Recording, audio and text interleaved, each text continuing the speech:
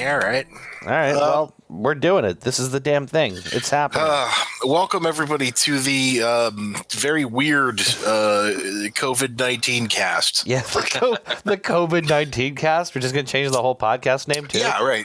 Well, that's what our lives are like from now on is isolation. This is our whole lives. This is, boy.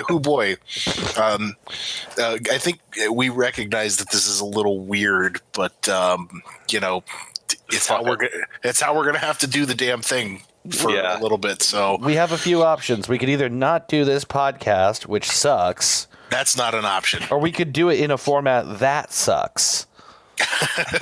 Which is what we're doing. So we have a suck-ass podcast. You're welcome. You're welcome. You're fucking welcome. Animals. So we're back with the 7th episode of our 4th season. Thank you for listening to the Dude Cast. Yes. You know what's weird?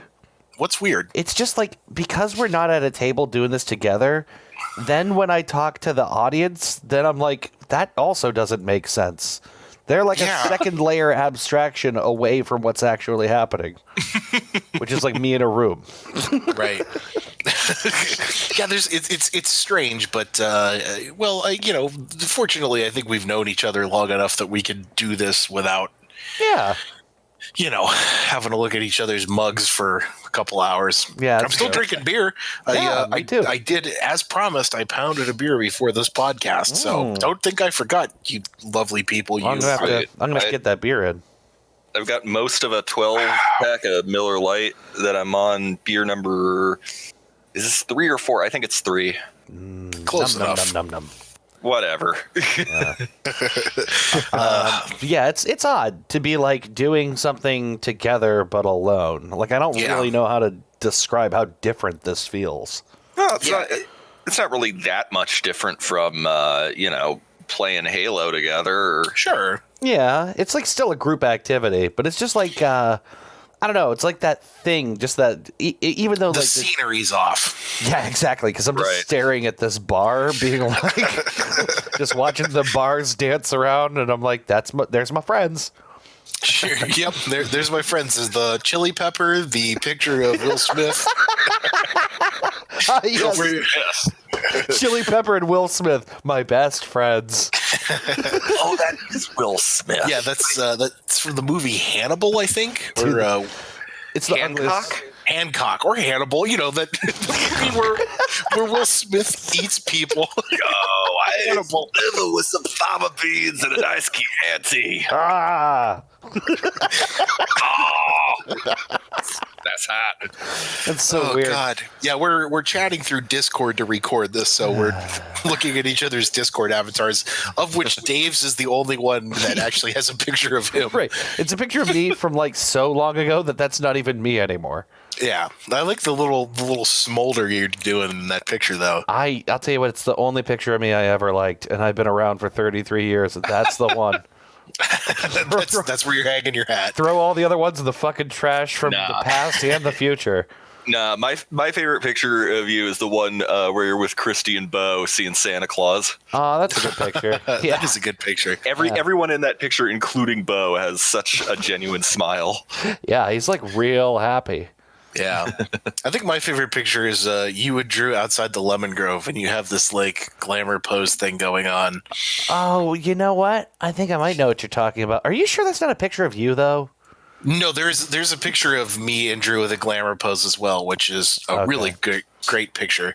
Okay. But, for some reason in my head I have a pipe, but that's not true. No. I mean, you could have a pipe.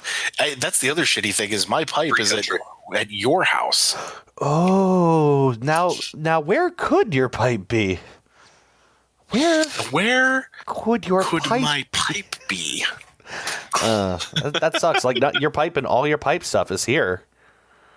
Yeah, as well as my guitar cables, which is really not good. If you need this shit, you know that you can come get it. Like, I could throw it all out on the lawn for you if that would help. I think I could deal without the pipe, but the guitar cables are really what Daddy needs. Yeah, if you need them, we ought to work that out. I I can long you touchingly. I can touchingly long for you through the window. Wait, touchingly long for you touchingly. Touch you longly. Touch you longly. I could longfully touchingly. What? Oh God. Yeah. Anyway. But you know what? Since this is a show that we do, and there's a format to that show, and there's a little bit of procedure around that format, I think it's probably best if I note that we're fucked. That's right. Wait, what? It's not virus be damned, dude. We're fucked. It's like not funny anymore. It's not. The thing is, I was gonna open with the COVID-19, but it's like to the point now where it's like, okay, this isn't hilarious anymore. Yeah, I miss the days where we were making cruel jokes about this because it didn't seem like it mattered. It's not funny anymore. It's officially not funny. Yeah. We are well and truly deeply fucked. I mean, God, 2 years ago when we did Why We're Fucked, it was like, oh, someone made my Subway sandwich funny. 2 years ago was McDouble Watch. Double watch. 3 dudes McDouble watch. Double watch. Yeah, shit has fucking changed, boys. It sure has. Boy, oh boy. So, in the interest of discussing why we're fucked, Chris, would you like to ask Ben to ask me why I'm fucked?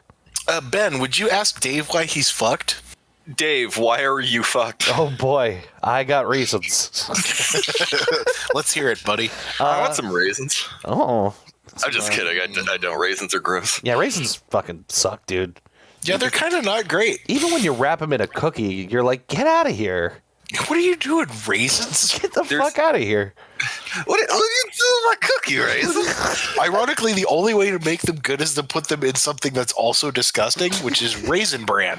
Ah, you're right. That's the only acceptable application for raisins, as far as I'm concerned. That makes sense. You put it next to bran, it looks pretty good. I was reminded recently that ants on a log exists, and it's like, why would you call it that? That's the least appetizing name for a snack. Hey, I've got this snack. Ever heard. It's called rat under my fridge.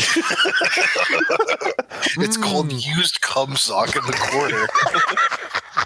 It's called horse feces. Yummy. Really you guys exciting. Remember Chunky Bars? Yeah, the Chunky Bar. Yeah. I don't think I ever ate one, though. An amalgamation of the least appetizing things covered in chocolate. What's in there a you Chunky? go, kids. God, what? Everybody's gonna fucking nail me to the cross for this. It's like nougat, coconut, and raisins. Oh, I like nougat. I like nougat too, but like of candy, like accoutrement, those are like the 3 least popular. They're also the 3 accoutrement. They don't go together at all.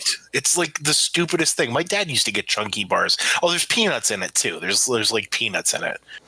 But it's really weird. It's literally just this like cow turd of a chocolate bar that they throw in some tin foil and sell to you. Like, here you fucking go, you piece of shit. Eat that, kids. Asshole kid.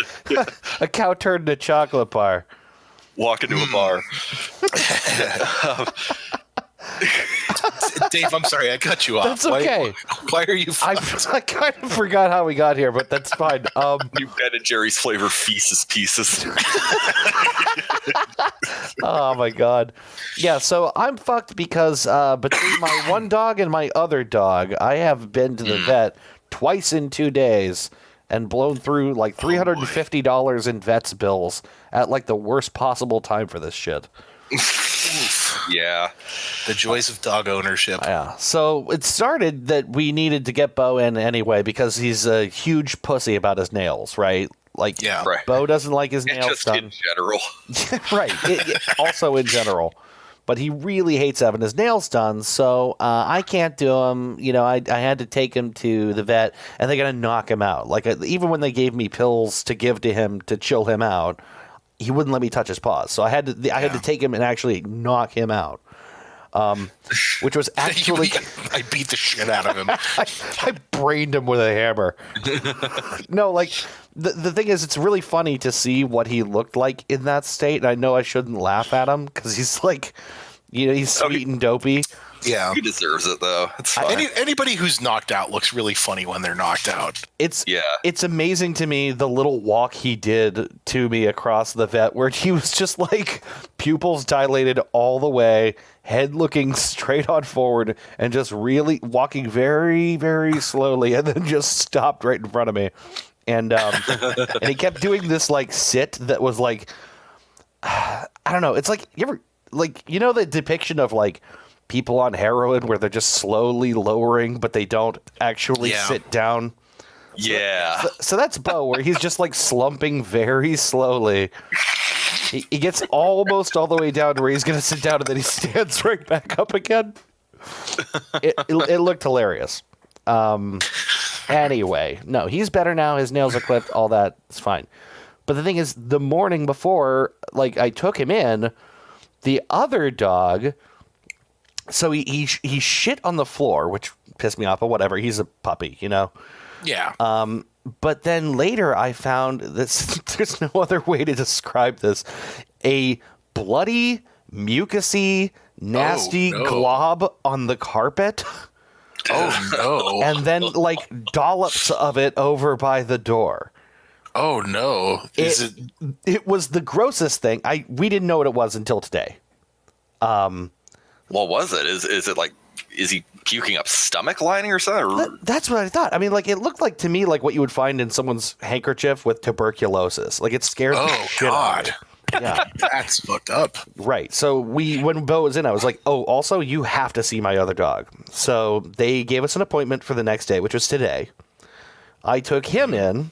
I don't even think I've talked about Leroy on this podcast. I know I haven't because he's brand new. Yeah, well, I think we mentioned him during the Hot Ones, which incidentally, there will be video coming. I have to send it to you, Dave. Oh, shit. Yeah, I got to get that together.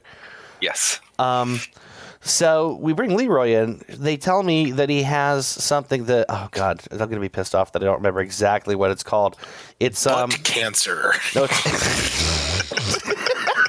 Sir, I'm terribly sorry. Your dog has butt cancer. We'll have to amputate his butt. We have to remove the whole butt. That way we know we get all of it. So he has something that with a very scary name called hemorrhagic gastroenteritis. Oh, okay. I've actually heard of that. So apparently it happens this time of year a lot. They don't totally know why. And what that is that was stool on the carpet. Oh, no. That looks like it looks like a bloody snot, but it comes out of his asshole, and they don't know why. Okay. So is it just something you don't have to worry about? Well, it sounds horrifying, right? Yeah, definitely. But the truth is, treated, and as long as it's not dehydrating them that much, it's not so serious. So they have got me giving him a probiotic and this thing, I don't know what this is called, for diarrhea, and they've got a thing for, whatever. So basically chicken and rice diet, pills every couple of days, or a couple times every day. In like 3 days, it should be fine. I shouldn't see it anymore. Oh, good. So, but it still costs you $200. Well, yeah. So it's like, thanks for no more bloody piles of mucus on my floor. I guess that's worth $150. Take my chances with the shit mucus. It's so gross and bad. Alternatively, you could just take him out back and pump a couple rounds into his head. You see, the thing is, he's been with us for like 3 weeks. I'll be interested in that in like 2 years. Yeah, right. Give it time, just like Bo. Yeah, right. Give him time to like wear my patience thin. But yeah, no. So the other thing was he split his nail down the middle, which was terrible, and he kept licking at it, and so they had to like basically cut all that back. But he's looking good now. Like both these dogs are going to be okay now. And the thing is, they're eating chicken and rice, which they like way more than their food, and they like demolish it immediately. I bet. Do you cook the chicken and rice, or do you do it raw? Yeah, it's fucking raw. You have to cook it, right? No, you don't have to. You could give dogs raw meat. Wait a minute. But you got to cook rice. Oh, yeah. Well, don't just raw rice. That's all. I'm talking about the chicken, though. Okay. Well, what I did was boiled it, shredded it, and mixed it in with cooked rice. And there's enough to feed them for like several days off of that, which is nice. And they're going to love it. I'm just curious because I always thought, when we get a dog, I wanted to give them a natural diet, and I've heard like both ways. You could do the raw or the cooked food thing. Yeah, I didn't know. I guess it does make sense. Like, Bo's eating raw chicken. In fact, when he was a puppy and I walked away to fire up the grill, he ate a whole chicken breast. Really pissed me off, but but he was fine. They'll be fine. They can do that. Yeah. So you're right. They have an iron gullet. So anyway, I'm sorry, your dogs are assholes, and I'm just relieved they're not going to shit blood anymore. Really, for me, that's top of mind. No more shitting blood everywhere. Yeah, that's pretty good. Do you suppose, until you noticed the bloody stool, that there might have been one, but Boba may have eaten it? Oh, no. Here's the thing. I'm not convinced he didn't lick that bloody stool before I saw it. Oh, God. Because he was standing by it when I walked over. Now I'm really hungry for dinner. Yeah, I'm just saying it's possible. And then the other thing is, too, now he's also got diarrhea, but I don't think it's related because I don't know if they can really transfer that. So now he's got diarrhea, which is great. I got 2 fucking diarrhea shitting little dogs. Not even little dogs. These are big fuckers. That's true. Yeah, they're tanks. Leroy is built like a fucking tank. Yeah, he's not huge, but he's like, I mean, he can knock you over. He's crazy. He's got a Chode like Wilt Chamberlain. She's named him Brick for Brick Shithouse. He really, I'll tell you what, sometimes I'm sitting there and I'll just look at his dick and be like, I just don't even believe it. I'm jealous of his dick. It's just it's all floppy and points out there, and he's also got it's like a fist underneath him. He's got this funny little deflated beanbag because they neutered him too late, so he's got an empty scrotum that flops around. An empty scrotum and a massive cock. Yeah, it's all dressed up and nowhere to go, right? Anyway. So I'll tell you what, Ben, why don't you tell us why you're fucked? I'm fucked. I mean, apart from the obvious reasons, I got laid off for the coronavirus. I don't know. I've been making the best of it, and I've got unemployment. It's whatever. I guess the big reason I'm fucked is because of this fucking mobile game I've been playing. What? It's spending way too much time on. I haven't spent any money on it because it's very clear that it's from China, and I refuse to give them any of my money. That's a good idea. Not because of the coronavirus, just ideologically. Just because, I hate the Chinese. Yeah. For no reason other than I despise China. So it's this dumb little mobile game that it's almost like 1945. It's like a scrolling vertical shooter. Okay, that sounds sweet. And you hold down to fire and move the guy around, but it's with zombies. And so there's loot boxes with new weapons, and so there'll be. If you die halfway through the level, you could watch an ad to continue. Watch an ad to get another loot crate. And I've been spending way too much time on this, not watching the ads, but just playing the game, and because it throws up these difficulty walls in the hopes that you'll watch an ad for a legendary weapon or spend money on the survivor pack or whatever the fuck. And I've been spending way, way, way too much time with it instead of on actual games or doing something worthwhile like Duolingo. And I'm still doing Duolingo every day, but I'm spending way too much time on it. I feel those games appeal to a different thing where most games you play appeal to some sense of both adventure and building skills and solving puzzles, all these big things. Yeah. I feel those games primarily appeal to like some. It's like they're the same thing as like a slot machine. Yeah, my dumb monkey brain wants the purple boxes. I want the purple boxes so I could shoot zombies better. Yeah, dude. So that I could get more purple boxes. It's funny you should bring up your dumb mobile game, because I have a dumb mobile game to recommend everybody at the end of the show. Oh, really? Yeah. Awesome. It better not be Fallout Vault or whatever that is. I hate that goddamn game. Todd Howard, you son of a bitch. You did it again. You've done it again. Yeah, I relate to this because there's certain mobile games that I've sank a lot of time into, and I don't really know why. Because it's mindless entertainment. I don't know why either. There's a definite end to this game. Like there are actual stages to this game and levels that you go through, and so eventually I'm going to run up on the end of the game, and that's when I'm going to uninstall it. But I'm sure what it's going to do then is introduce the same levels but harder. Okay. But New Game Plus. Right. But it's I'm sure that's what it's going to do. It's like prestige mode or something, right? Right. Yeah. But I don't know. It's one of those things that I do whenever like I don't feel like it's like late at night and it's like close to bed or I'm on the toilet. Yeah. Yes. That's mobile gaming is made for when you're on the toilet. Yeah. Dude, it's peak gaming time. Yeah. Kind of like what the newspaper or Newsweek used to be. Yeah, for sure. dads in the 80s and 90s. It's now, dicking around on your phone. Yeah. There was a time where you'd fill idle time with like the news. Right. Like the stuff you might want to know instead of just bullshit. No, it's, what the shiny box thing? Do you get 100 of them? You get a cool plane. Oh, what? I gotta pay. You mean I gotta play 1,000 games to do that, or I could spend $2? Oh, it's almost going to spend $2.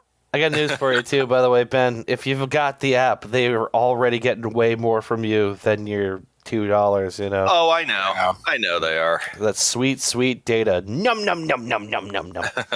I've got unlimited data, so I'm good. Oh, President Winnie the Pooh or whatever he is. Making it all that sweet, You mean app money. Yeah. You mean the contents of my data? Yeah. Yeah. That's what they really like. Is that data. Whatever. I hope they enjoy my weird 1 a.m. Google searches. You know what? I feel like I had one of those recently, like a very strange 1 a.m. Google search, and the next day I was like, "What the hell was I on about?" Yeah, whatever. Yeah. There's nothing else to do during the coronavirus than drink and then be up at 1 a.m. Googling very strange things. Yep. Well, actually, it fits right in. It's been perfect. So on that note, then, Chris, why are you fucked? Oh man, how much time do you have? Yeah, I know. No, things are great for you. We probably don't even need to dwell on it Everything's at all. really good. Everything's been really good for me. Yeah. Nothing bad has happened. Yeah, nothing bad. Everything's been fine. I'm totally not about to run my head into the wall. Dude, it's such a pain in the ass, all this shit. It's not good. As a lot of you guys know, I lost my job a couple weeks back, and it happened like literally the day before all this crazy madness happened. Mm-hmm. So, Ben, you were able to get your unemployment check really quick because mine happened when it happened. Right. Yeah. It's been a long, drawn out process trying to get it. I have 4 checks that are supposed to be coming to me, and they're all still pending because, understandably, it's crazy. Right. The system's over flooded. I tried to call today the office, the 1-800 number for the unemployment, and reason number one why we're fucked is because obviously they're not prepared for something like this. Because how could you? There's no waiting system. So if you call, you have to, if it's busy, you have to hang up and try again. There's you've got to get to the top of the queue. Yeah, there's no waiting on hold for somebody to take your call. You have to hang up the phone and hope you can try again. So I just wanted to call today and try and get, a status update on when I'm going to be seeing this stuff come in. And I couldn't because, it's like I did the call and hang up thing for like an hour to try and get through. And then it was just like, fuck it, like. You have to be kidding me. Almighty. I'm not kidding you. And then on top of that, like my car payment came out today. So I'm down to my last dollar. If it hadn't have been for my wife over the last month or so, I don't know, man. I don't know if I could have made it. I would have probably lost my mind a while ago. This is this is so upsetting, man. Like you get to feel shitty about this. This is super not normal. Yeah, I've felt like a fucking loser. I gotta be honest. For like the last couple weeks, it was bad enough when it happened, but like now through all this, it's like, oh my god, one thing after another. You're not being able to pay the bills, on time, and Are you running back on the bills? Well, no, because I have my wife, who has been the only good thing in all of this. We're okay. We're gonna be all right. God, it's just I like. When is the government gonna start sending us our emergency money? I don't know. When the fuck is this shit gonna happen? Well, Mel actually posted that in our group chat. Oh, really? Oh, did she? In about a week, if your tax information is on file with the IRS, direct deposit information, you'll get it like next week. So okay. Steve Mnuchin said they were supposed to be sending them this week, and then everyone else would get them like across the course of the next 2 weeks. So they're supposed to have already started, which is why I keep checking my bank balance every 15 minutes. Well, yeah. Well, see, then Aubrey told me too that like the first wave of checks got sent out today. So I really don't know. We'll see. I'm keeping my fingers crossed because it's to the point now where like I feel like non-contributive and like just I don't know. It sucks. It's a bad feeling to feel like all the shit's going on and also your hands are tied behind your back. Yeah, it's fucking helpless. So like it's the only reason I haven't eaten a shotgun in the last 4 weeks has been my wife, who cried about it for one day and then has been the only good thing that has kept me grounded through this whole thing. Dude, all praise Trish. God bless her, because I don't know. I don't know if I'll ever be able to find a way to repay her for all this, but I'm going to try when this is all done. This is part of being like, like a married couple is like there might come a time where you got to do the same thing for her and it'll be you'll just bounce back and forth and you'll look out for each other. So I'm sure she's glad to be able to do it. Yeah. Well, it's refreshing to know that I picked right. On some good news, I will say this without disclosing too much. Yeah. I have basically been given 2 job offers, one of which is coming through right away. The other one, because of the hiring freeze, I don't know when that's going to pan out. I don't want to say too much about anything yet because it's not 100% official. But I've basically been offered 2 new jobs, so fucking awesome. We'll see. And both of them paid, significantly more than what I was making. So both of them? Both of them do, yeah. Oh, that's great. I wasn't sure about the well, I'm not going to say, but I wasn't sure about both of them. Yeah. Now, so the one is a sales job, another sales job. So like at base pay, it still makes more than what I made before, but with the bonuses and everything, there's the potential to make a lot more, which is cool. But I don't know. It could be months before that unfreezes. The other one is a little bit more stable, I would say, work environment. Mm-hmm. It's a government thing. But it's also President of the United States. Oh, you don't want me to be. My grandma used to say, when I'm queen of the world, heads are going to roll. And that's how I feel right now. Yeah. So if I had the instruments to remove some heads, boy, they'd be out. So it's not all gloom and doom. I have some good things happening. It's timing. It's terrible timing. And the process I have to go through right now to get this one to pan out. I don't know if you've ever tried to get a government job before, but oh man, there's a lot of work involved. You got to go through 2 separate background checks. I have to get fingerprinted. I have to, I have to go through several questionnaires. It's a big pain in the ass. You got to get that Illuminati tattoo that gets you access to like the secret lounge in the basement of every federal building. They have to make sure I'm not going to kill the president. Yeah, so which I can't afford to do right now. No. You know, we have enough audio just out of that for me to cut together a clip of you saying, I'm going to kill the president. You ever see that movie Clifford? Yes. The big red dog. Not that Clifford. That's Martin Short and Charles Grodin. And Martin Short plays this like annoying man-child that's like driving Charles Grodin insane. And at one point he literally cuts together his voice like for a bomb threat. And this seemed super funny in the 90s. Not so much anymore. Have you considered the lucrative career track of charging high school kids to do their homework for them? I have, actually. I did some of that when I was in college, which is like a huge no-no, but like you see enough really? Yeah, you see enough people bitch about like, oh, I can't do my 3-page paper, and like, okay, Dave, you understand. We were both English majors. I can knock a 3-page paper out in 45 minutes drunk. Right. and probably get a solid B or an A. Yeah, right, exactly. So, and I'd be like, I can get you at least a B. So yeah, I would charge like $10 for little 3-page papers. It's no big deal. $10? Yeah. That's it. You're undervaluing your services. Yeah, it didn't take me that long. I just needed cigarette money. Yeah. This is, I gotta say, I'm a little bit sad that you did this, but yeah, I'm a little envious that I didn't too. Fuck high school. High school blows. It always has blown. Yeah. Dude, it was super easy.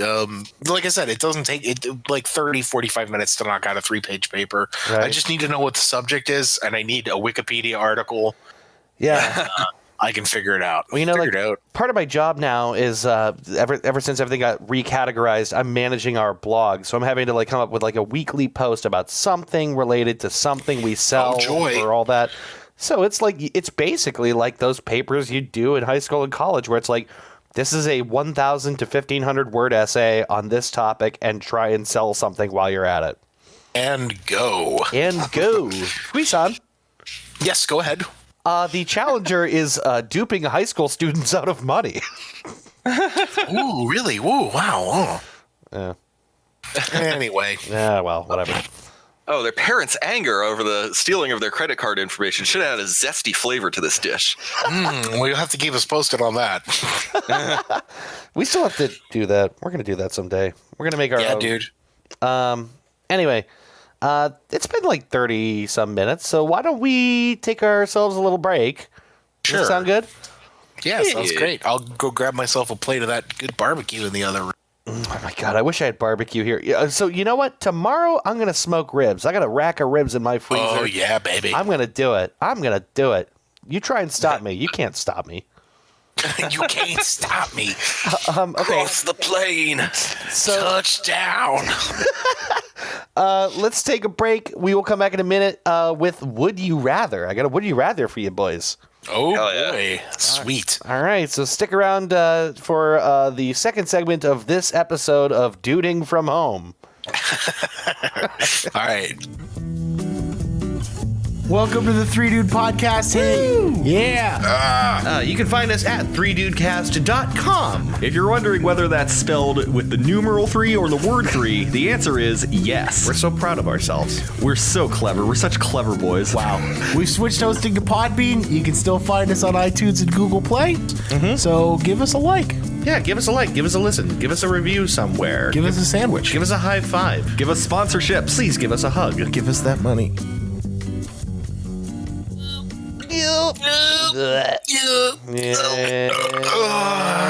And we're back. Hey, everybody. Hey, how's your quarantine going? Mine sure isn't going good. How are you guys? Man, you know what?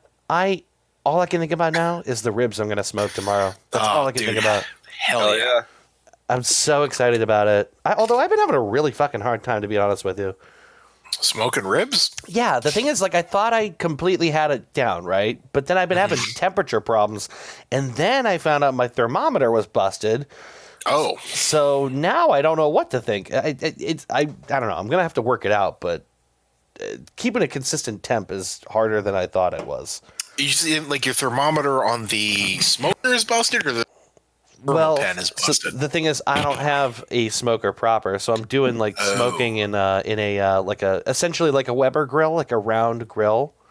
Oh, okay. Indirect heat. Got the charcoal on the right side and the meat on the left side. It's like lump charcoal, so it's like kind of like big blocky charcoal, which also means it's doesn't burn quite as consistently, right?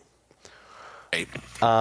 The thing is, like, I put together my setup, the last time, and I got everything rolling, and it got up to like 500 some degrees, and I'm like, that's too much. That's way too hot. That's like steak temperature. That's too hot. Well, then I was like struggling to get the temperature down to something reasonable, and that took like an hour of just like trying to scatter out the coals so they don't burn so hot, or like actually take some off and put them in the charcoal starter so they're not in the grill and let them die down. And like, it was I don't know. It should be easy, but I think I need a good thermometer and a better process. You know what I mean? Yeah. Yeah, it's a big pain in the ass, especially like the learning thing. Well, it's like this isn't the best way to do it either. Mm-mm. The best way to do it is on something that's meant to smoke meat. Absolutely. Yeah, like a drum smoker. Or like one of something those. like that. Hey, y'all, this is Malcolm Reed. What I like to do is get a binder down. Or like a PlayStation 3.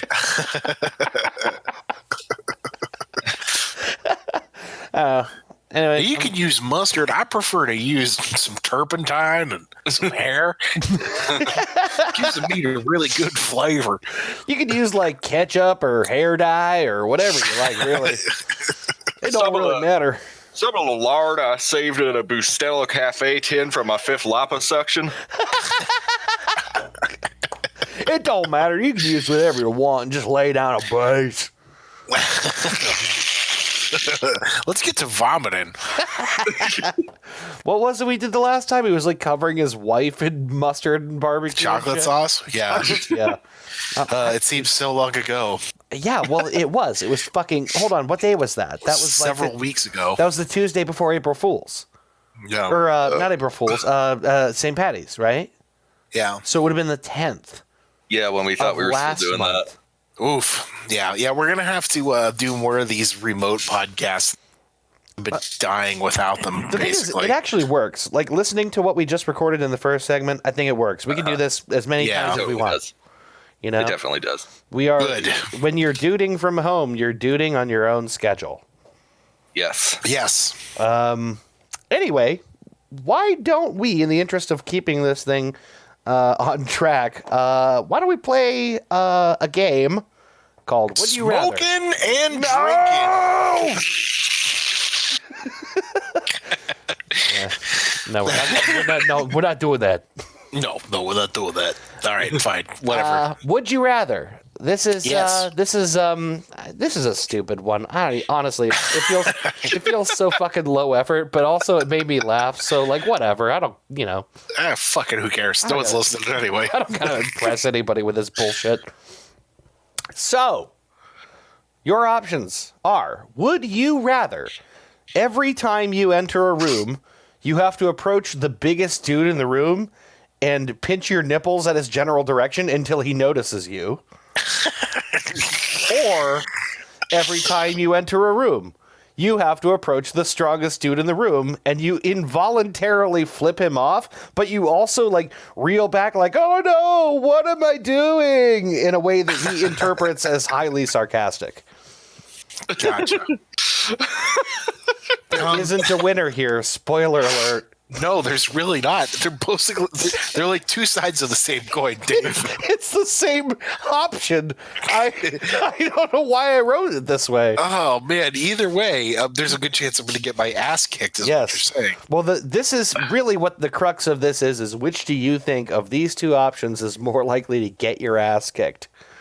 The second one, because it implies some recognizance of your actions, whereas with the first one, with the nipple pinching, he might just think you're crazy and not want to beat you up or anything. Right. Well, the thing is, in the second one, it's guaranteed he is going to interpret it as you're being an asshole. Like, what am I doing? What am I doing? Like, Right, that's what I'm saying. Like, you have, it looks like you have full recognizance of your actions, but with the nipple pinching, he might just think, oh, well, this guy's clearly nuts. Maybe I should, call a home or something. I don't know. Would not kick his ass.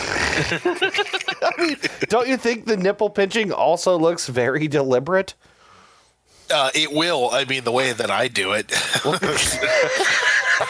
Yeah, I mean, you did say aggressively, didn't you? Yeah. The thing is, you have to do it until he notices. So that's another important detail. Is as soon as he looks, you have to stop and act like you weren't doing anything. Yeah. As soon really as he funny. notices, you go, and you just kind of look around like you weren't doing that. There's no winner here because there's a really good chance I'm going to get my ass kicked. Yes, there is, buddy. Yes, there is. I'm gonna choose the nipple thing because at least my nipples will feel good until I get beat up. That's the other thing is there's nothing saying you have to not pinch your nipples anymore while he's kicking your ass. Okay. So he's beating the shit out of you. You can start pinching your nipples then and just turn it into something different. Yeah. Well, this is something erotic. Yeah, right. I think I'm gonna go nipple pinching too for similar reasons. The thing is, I'm gonna get my ass kicked either way. I might as well get some kind of pleasure out of it. You know what? My nipples are like a dead zone. I got nothing out of that. Well, I'm sorry. This does nothing for me. What's wrong with your nipples? I don't know. Just don't care to have them Don't touch them. Don't hate it. Don't like it. Doesn't matter.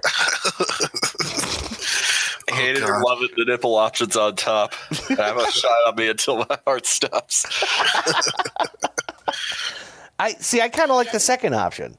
Do you? Yeah, because I feel like once I do that, I feel like after he sees me do all that, I feel like I have a way of being like, nah, I'm just fucking with you, buddy. Like, there's a way out of that. There's a way out of the. I mean, technically, you could make a case for the argument of the other one too. Like, oh, I'm just fucking. Don't Yeah. I have OCD. Right. Don't worry about me. Here's my placard. This is my disability. I have to pinch my nipples at people. I have bursitis. Does that mean you have to pinch your nipples? Sure. It helps. No, I believe that's ankylosing spondylitis. I believe that's sphenopalatine ganglioneuralgia. I believe that's a Mexican tapeworm. Yeah, there's no good answer here. I don't even know why I wrote it this way. It made me laugh that no matter what you do, you get your ass kicked by the biggest dude in every room. Big orgasm. Well, that went a certain kind of way. It sure did, buddy. Here's our week's Would You Rather. There it is. Oh, whew. It's like this hard-hitting entertainment here. Yeah, we think really hard about it, obviously. It's the content our listeners deserve. Well, that's saying something. I got to tell you guys, you can't see right now, but I've been pinching my nipples while you were talking about that, and I can carve a goose with this. Oh my God, you should. It's terrible. Can you do an ice sculpture with them? I could try. Do you take a block of ice and applying only your nipple, carve out a goose from the ice? Well, because it's ice. Also, your nipple would stay hard. Yes, in fact, it would be hard the whole way through. Yeah. Right. The Chris Brady story. The Chris Brady story. Right. That's how the Aleutian people used to do it. Oh Lord. Anyway. Seriously, I gotta calm these down. Go ahead and talk about the topic. Dude, you're really changing the vibe of the podcast in a way that I really like. Yeah. It's good. Oh God, I'm bleeding through my Planet Fitness shirt. Yeah, let's move on. So, the topic for this episode. I wanted to avoid talking about the stupid coronavirus as much as possible. Okay. Yeah. It's so tempting to take the stupid coronavirus. And I was there. I saw this stupid virus, and it couldn't even mutate. It was so weak. It was so pathetic, and I thought this is not so good. Not so good. Super embarrassing. It's going to make a lot of people really dead. No. I started calling it COVID D-. Because what a fuck up. All right. Oh God! All right, that's enough. Yeah, let's not. But what I wanted to talk about is like tangential, somewhat related, which is that okay, so I'm thinking of this episode as ha business. Okay. What? Which is to say that is that a football player? No, I like to think about what. Or talk about what kind of things we would do if we were to start our own businesses, be our own self-made men of industry or enterprise or business, just as a way of sort of glossing past all this nasty coronavirus shit and just imagine being our own bosses for a minute. Okay. Because I think it's such the reason that people start businesses and take these huge risks and basically lay their neck on the line is so that they can be their own boss, make their own income, not have to answer to somebody, and fulfill whatever dreams they might have, right? Yeah. Well, obviously, bum fights. What a weird part in time that was when we could watch bum fights on YouTube. Yeah. Think about it now. It's so heavily filtered and age restricted and all that shit. There was a time where just a 6-year-old child could come across bum fights on YouTube and just watch two men at the absolute end of their ropes beat the shit out of each other for a chalupa. Yeah, right. That's what it was. It was we'll give you $50 if you fight each other. It's the most awful bullshit ever. Yeah, that shit. I don't know if anyone went to prison over that, but people go to prison over dog fighting. What the fuck? Hey, yeah. I know at least one person got a UFC career out of it. So, or Are you serious? Yeah, Kimbo Slice was the dude who was That's right. Kimbo. They would pay these street people $300 to fight Kimbo Slice. And he would just fucking level him. Hold on a minute. That's not what I thought you were saying. I thought you were saying, oh, one of these guys from the street, he really, he made the cut. But you're saying they sicked a bunch of they sicked a super weapon on a bunch of homeless people. Right. And then that guy also got to have a great career. Well, I wouldn't say a great career. He had 4 fights and then Dana White cut him because he sucked. Because as it turns out, fighting bums who are just easy prey is not good training against actual fighters. Right. Yeah, you don't say.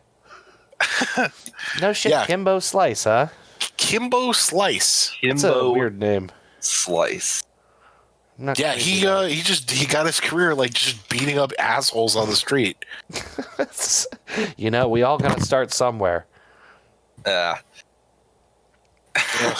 Yeah, I don't love that. But let's talk about either businesses we would start or I was thinking we could talk about stocks because here's this crazy thing is Stonks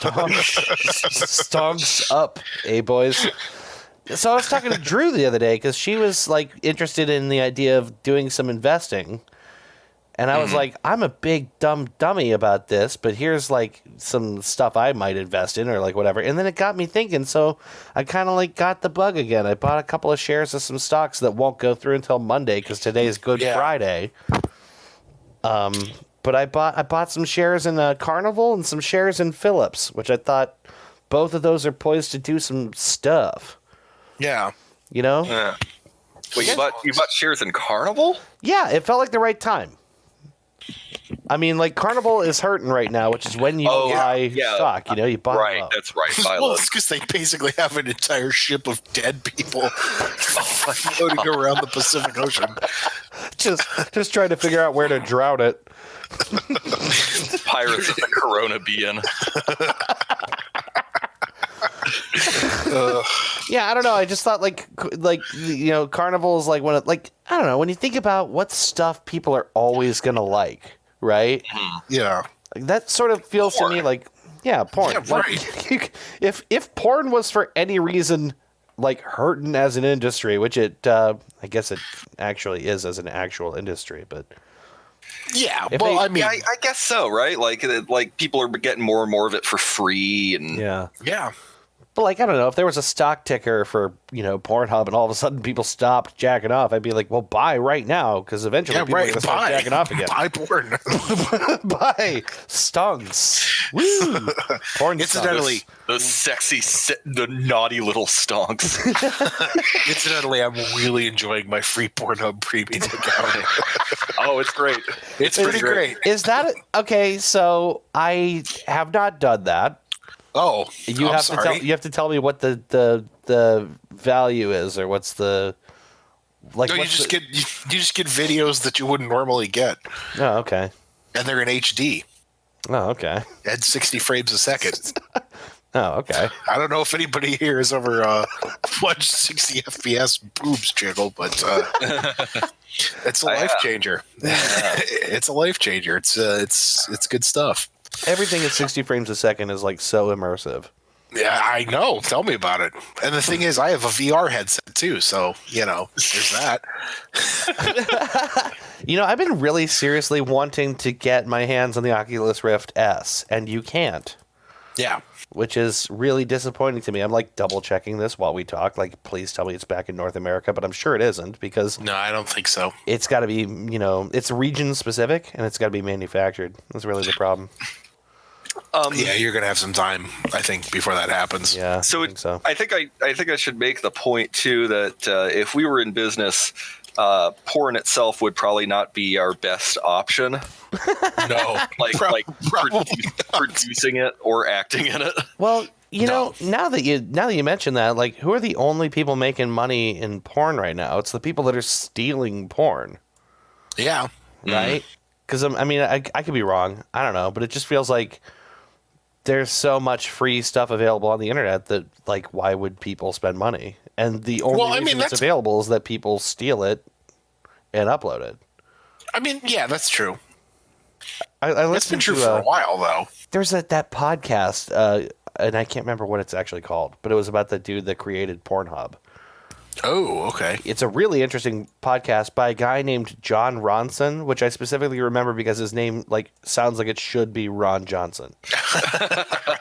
Christy and I have talked about this multiple times. Like, the name just feels wrong. Like it does.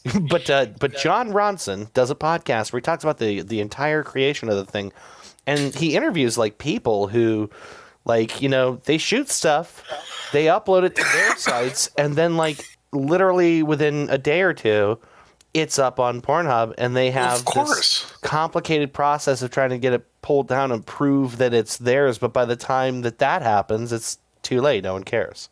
Right. Yeah. So it's brilliant business, actually. Kind of. Yeah. So here's where I think the missing money gets made up is live chats and live cams. Yes, and OnlyFans accounts. That has to be huge, right? There's enough simps out there willing to pay a stripper however much amount of money to talk with them for 10 minutes, right? And do softcore striptease or whatever. That's got to be where they're making their money now. See, I feel like I've never done that. I've never paid anyone to do that, but I can kind of understand why people do. Of course not. Why would you ever pay to? But there's also people too who not even the porn. It's just paying Twitch streamers to say their names out loud. Oh, yeah. Oh man. That's another thing that they covered in that podcast. You should really listen to it. I'll get you the name before this thing's over. But that's a level of loneliness I can't understand. Yeah, I can understand it. Can you? Yeah, you said that before. Yeah, no, I can understand that. I can understand being lonely enough that it just someone's attention to you feels good enough that even though it's got to be bundled with the shame of that being so valuable to you. But I can see how that whole thing is like a big shame, loneliness tornado that just sweeps up your wallet. I can totally see it. Dave Simp Dragowski. I want to reiterate, I have never done that, but I can completely understand why someone would. Okay, so I'm going to reveal something personal here. I was on. Do we want to do this? What is I was this? I was on Chatterbait the other day, which is just like a. It's exactly what it sounds like, but like, okay, so you can actually like tip these people, which is cool, but that's cool. That's cool. There was one girl who was just streaming, and like people were playing Animal Crossing with her. That was it. Yeah. Like there was nothing like. All right. It's just the weirdest. It's the weirdest shit, dude. But is it so weird? Because I feel like there is. I guess not. No. There is, who doesn't want someone to do that with? And especially right now, people that don't have a lot of like real life friends. What are you going to do? I guess I understand that. It's hard to identify with it because I don't have that. But we're also like absurdly lucky and have like a pretty large group of friends that consistently talk to each other. Yeah, that is not the case for everyone. Almost all of us are. Like I'm married, Ben's engaged. Dave, you and Christy have been together for a long time, so like we have people at the house that are like, even when I like in my first few years of college, when I didn't have like a circle of friends, or when I was single, and I I don't know how much better this is, but I had my guild in World of Warcraft. Yeah, no, it is. No, it's equal, I think. Yeah, it's just a different kind of community, but it is. I mean, it is. Well, I mean, I don't know how different it is to like, simping for, Twitch streamers online. Yeah. You know what? Incidentally, iDubbbz is a simp now. What world are we living in? I saw the H3 podcast title is iDubbbz a simp, and I actually said to Christy when I saw that, man, people have a lot of great unique words for making fun of each other. Yeah. There's a new one. The thing is, he's not, because he's been with the same person for several years now. Yeah. So obviously not. It's, people are like, oh, they're making fun of him, but like, I don't know. I've been telling Trisha for years, like, you could just take pictures of your feet and we could be making bank. Okay. Like fucking bank. The thing give me 5%. I'll be the webmaster. Nobody ever has to see your face. We can just take pictures of your feet. Okay, so what you're saying is you'd be a man who arranges for other men to arrange in some kind of pleasure, and you just take your cut, and you don't have to be involved. Look, I'm not even asking for that much. 5%, let me be the webmaster. She can keep the rest. It's not at all being a pimp. It's different. No, it's definitely different. It's cooperative pimping. Right. It's only because I know how to build a website. Help me to help to pimp you. Right. But I'm seriously like, we could be making bank. Think of the okay, so I'm not going to say anything like specific here, but I have a friend of mine whose girlfriend, I think I told you guys before. I think his ex-girlfriend at the time of this recording, but like she did that basically. She like sold her underwear on wherever you would do that, which is brilliant in its own way. Oh yeah, and is like this episode just going to be about porny stuff? I think we're going to get off of it. The trouble is with that, if you get a minor lying about their age and you furnish illicit material to them, then you're in trouble. Right. Yeah. She had some guy that she would send stuff to in Italy. It had to be he had a way to verify everything. He's really smart about it, but this dude paid her like a fuckload of money. She got like Fendi bags and like sunglasses and like all this like designer shit on top of the money she was making just for sending this dude like underwear. Meanwhile, I'm wearing these things till there's holes in them. No one wants them. What's going on? That's what I'm saying. Dude, I've had the same pair of sweatpants on for It's crazy. Why doesn't anyone want my brown and probably throwaway socks? Why won't anyone simp out for me and my ball funk? Am I not special? Look at my little cute face there in your chat and tell me I'm not special enough. Why doesn't anyone want my bathwater? Fucking sexist. You know, it's just proof we got to fight for men's rights to sell right. dirty bathwater on the internet to weirdos that want it. Yeah. Drink my bathwater. Oh, gross. Did you see what she sent the H3 podcast? It was a fart in a jar, right? That's what he asked for. Okay. What he actually got was a jar full of something else, and then the video of her filling it, which was a jar full of spit. Oh, God. She filled over the course of God knows how long, just spitting into a jar. And then she is such a fucking troll, and I love it. Oh, she's it's great. brilliant. And she's making bank while doing it. And then No, the other thing, seriously, like that woman is a fucking absolute genius. oh yeah. She made like over $1 million last year. That's crazy. Did she really? Yeah. See, I feel That's like fucking nuts, dude. they haven't talked about her on that podcast for a while, so I just assumed she kind of like was laying low. I think she had like some minor arrest and then maybe laid low for a Yeah, Yeah, she okay. got arrested at one point. She got arrested because some crazy like neighbor stole her bunny rabbit, if I read that correctly. Oh shit. Yeah, some crazy person stole her bunny, so she beat the shit out of her. Which is why she was arrested, which is totally justifiable. If somebody takes my pet, I'm going to fuck them up with a screwdriver. Oh yeah. That's the plot of Doom 2.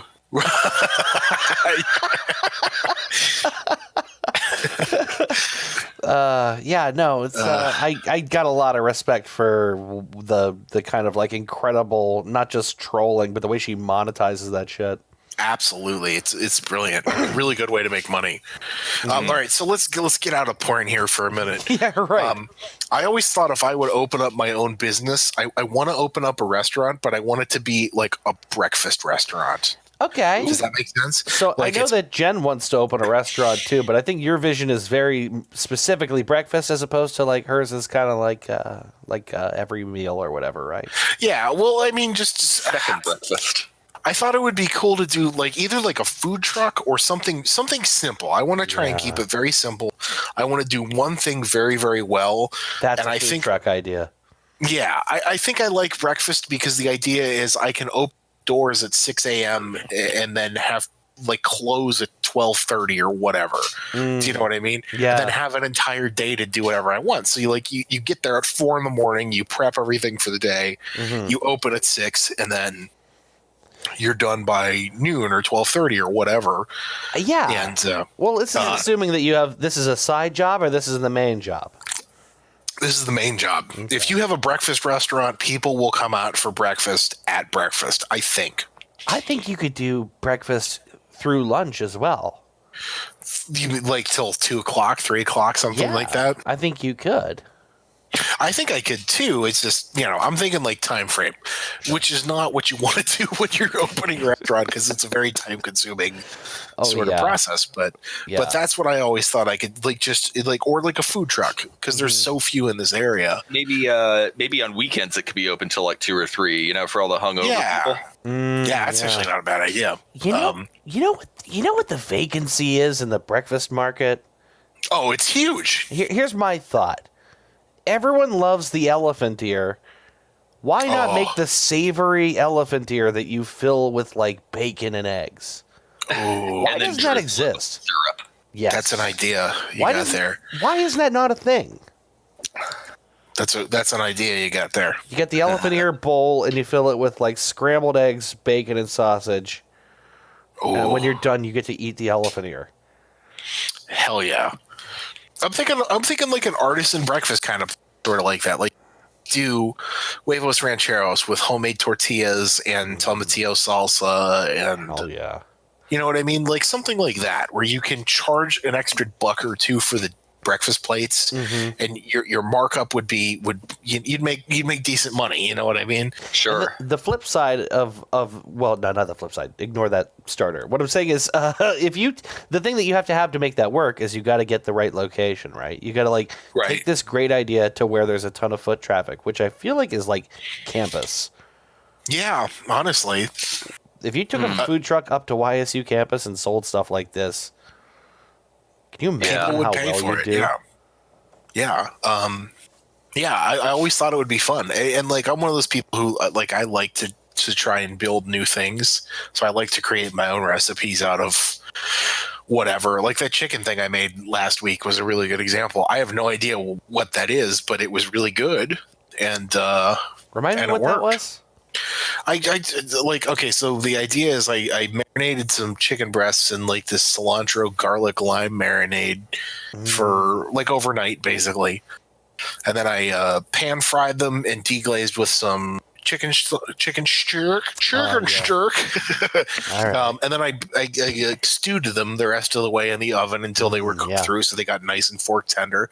Right. And then I made some Mexican street corn and some fried Mexican rice, and I mixed those two together. And then I plated the rice and the corn up, and then like a layer of like fajita veggie. Yeah, talk and then the slower, chicken on top. Slower, please, slower. It was really actually I wrote it down. I have one of the things my wife got me for Christmas last year was my own recipe book that I could write my own recipes down in, and it's it's this leather bound journal that I could write my recipes down. So That's awesome. Gave me the name. I named it Gringo Pollo Cubano, which is just like white boy Cuban chicken. So I don't know. I don't even know if it's fucking Cuban or not. But it was my own marinade with my own like kind of divisive thing, and I have a really nice plating for it. And I think people would pay $11 for it if I served it out of a food truck. So I don't know. You know what? I can easily see something like that. I guess it all depends on like portion and timing and stuff like that. But I can easily see that going for $11.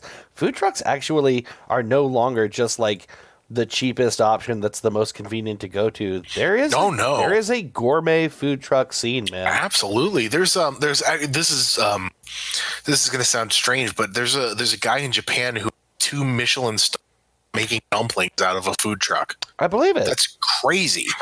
The thing is, it goes to show you that you don't need to necessarily be like part of the ordinary glitzy restaurant establishment to get recognized. Absolutely not. Yeah. Well, the thing is, too, like street food in Japan has been a thing a lot longer than it has been here. I'm talking like centuries. Like, right. Sushi, octopus, like that's been very yakitori. It's been very common to get those as street food in Japan. Gyoza, pot stickers. Right. Well, that's what this guy makes is like pot stickers. He makes pork, beef, and shrimp pot stickers, and God. He charges like the equivalent of like $4 American a plate, and he has 2 Michelin stars. That's crazy. That's amazing. You know, I feel like the idea of, in particular, breakfast and also gourmet breakfast is really interesting. Yeah, I could easily see that succeeding. It's like a question of like, what is the most sort of, if not simple, what is the most straightforward thing you could do really, really well? Yeah. That like also scales, so that you can, you can prep, this much and make like 30 or 60 or 100 of these things in a day, Mm. I have my own pancake recipe. I mean, the thing is, like, if you're going to open like a place, your pancakes is like 50% of it, because that's, you know what I mean. Everybody knows pancakes, so if you can make a good pancake, important. Right? Everybody knows pancakes. He's a pretty cool guy. Know him from prison. Okay, Joe Biden. When you get in, the first thing to tell you day one, watch out for pancakes. That dude will fuck you up. Joe Biden, who's cut a hole in his face mask so he can sniff people. That's such a funny headline. I love that. Joe Biden. You know what? The thing is, like, I was thinking about this the other day. I even told my boss the other day, like, 4 years ago, I would not have a bad thing to say about Joe Biden. Right. Not fucking one. Yeah. But now he looks like such a fucking wet blanket by comparison to all the shit that could have happened. Yeah. I don't know, man. I'm telling. What? What? You cut out. Oh, did I? Okay. I'm sorry. I'm going to vote for that guy and then immediately unregister as a Democrat after that. I'm fucking over it, man. That's just over it. You know, again, this is the second time I will have unregistered, only because I wanted to vote in the primary again. Well, I don't want to unregister for that reason. I want to be like, I definitely want in on that primary. I definitely want to vote in that one and not. I want in on that disappointment again. Yep. Oh yeah, no, I'm still gonna like. If he wins the primary, I'm gonna vote for him for president because like Bernie's still on the ballot, so I'm voting Bernie in the primary. Voting whoever is in the presidential election, but after the presidential election, I'm unregistering. Yeah, me too. I'm done. It's been really fucking disappointing. Yeah, it's been. Sorry. It's been a long time. Clap. Now it's been a while since I've gotten to make these jokes. So I just hit them all at once. Actually, yeah, awesome. just do them all in one quick succession.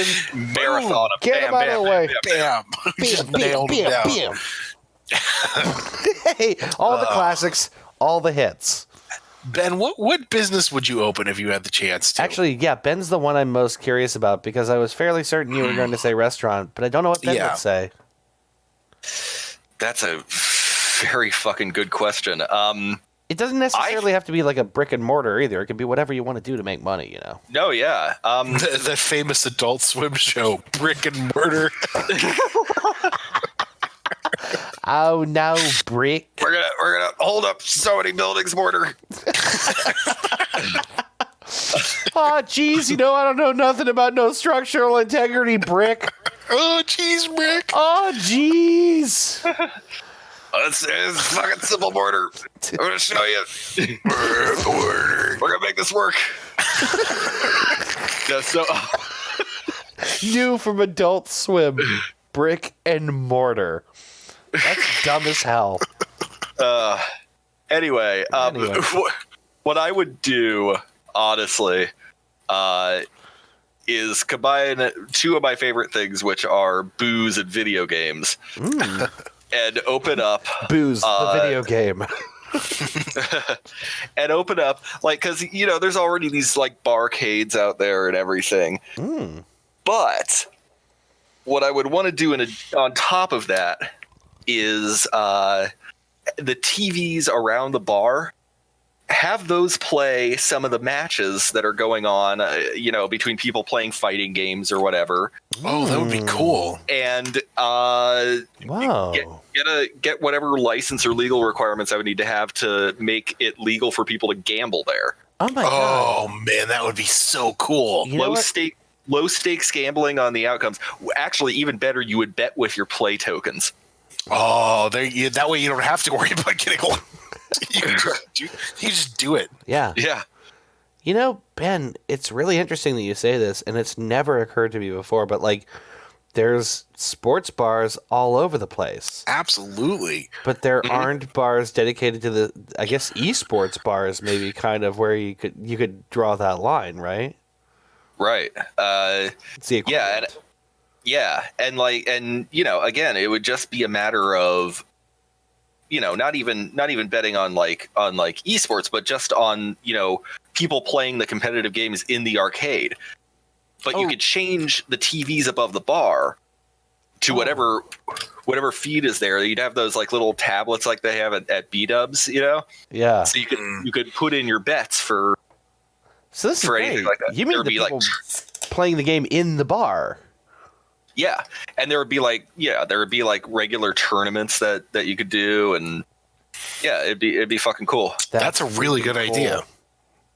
God, no one else has ever said anything like that to me. What a cool idea! It's kind of like, I guess it taps into the same, I don't know, the same value or the same excitement as is present in Salty Bet, I guess. Yeah. This communal gambling over this I don't know. Yeah, I guess it's not. I guess we should explain Salty Bet to people who don't know what Salty Bet is.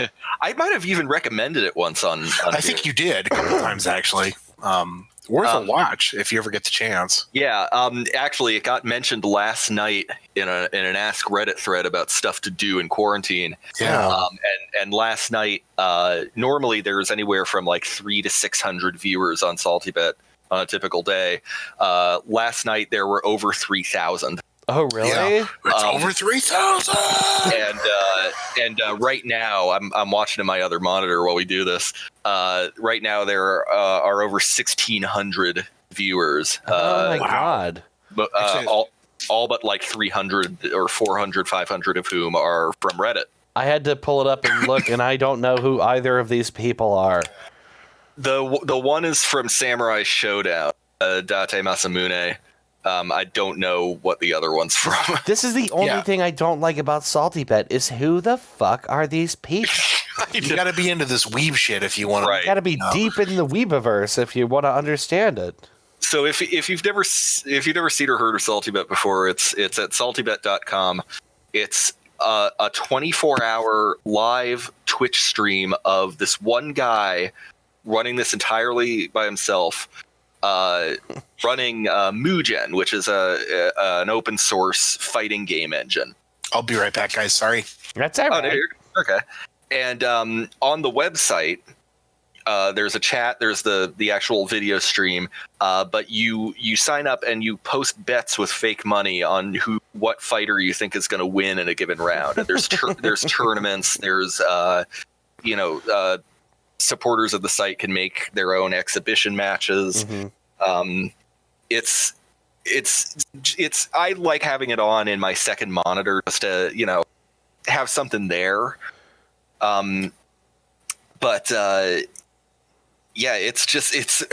way more fun than it has any right to be. There's something I don't understand about this, and I'm sure that if I ask you, you'll immediately clarify this for me. But there's no actual money involved in SaltyBet, right? It's all virtual currency with no true value.